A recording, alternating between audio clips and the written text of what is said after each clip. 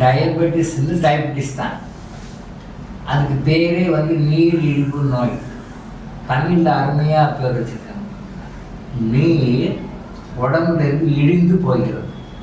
நீர் உடம்புலேருந்து இழிந்து வெளியே வருது, அன்வான்டாக வெளியே வருது. அதான் நீரிழிவு நோய். நீரிழிவு நோய் பேர் கரெக்டாக.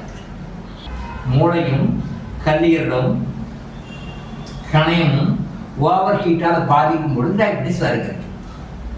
நீங்கள் எந்த பேர் சொன்னாலும் சரி, டயபெட்டிஸ் வருவதற்கான மிக முக்கியமான காரணம் ஸ்டெப் பை ஸ்டெப் ஒரு 10 ரீசன் இருந்தீங்க. ஃபர்ஸ்ட் ரீசன், அடுத்த ரீசன், அடுத்த ரீசன், அப்படியே உள்ள போகும்போது முதல் காரணம் வந்து நீங்கள் எக்ஸ்டர்னலாக பேசும்பொழுது 3 உறுப்புகள் ஓவர் ஹீட் ஆகும். மூளை, கல்லீரல், கணையம். இந்த 3 ஓவர் ஹீட் ஆவதனால் மட்டுமே தான் டயபெட்டிஸ் வருது. இது வெளிப்புற காரணம். உட்புற காரணம் வேற, நான் அது வித்தியாசம். வெளிப்புற காரணம் மட்டும் பேசுகிறேன்.